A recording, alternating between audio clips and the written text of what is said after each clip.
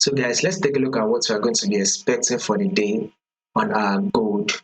So guys, to those of you that are yet to subscribe to the channel, be it you are new and you've not yet subscribed, make sure you do also click on the subscribe button, like and share, make your comments, and also make sure you follow the Telegram channel so that once we drop one or two updates, you will not miss out on any single updates.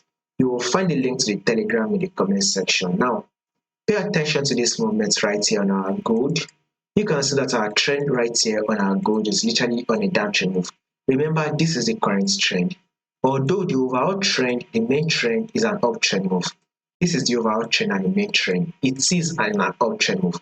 But when we are going to make use of our current trend, and this our current trend says we are in a downtrend move, right? So this is the current trend, a downtrend move. Now let's zoom it in right here.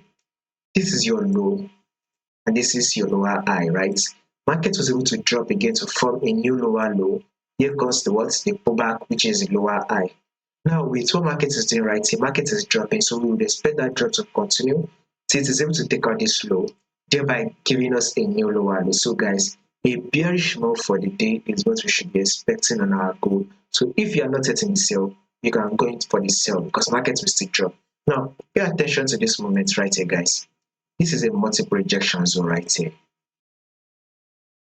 Multiple rejection zone, right? Which market is currently rejecting from here, right? So now that market has dropped, we should expect market to actually pull back, and then one more drop should be out again that we eventually take out this low. So a bearish move is still what we should be expecting for the day.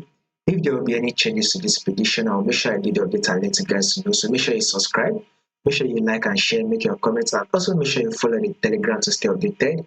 You'll find the link to the Telegram in the comment section.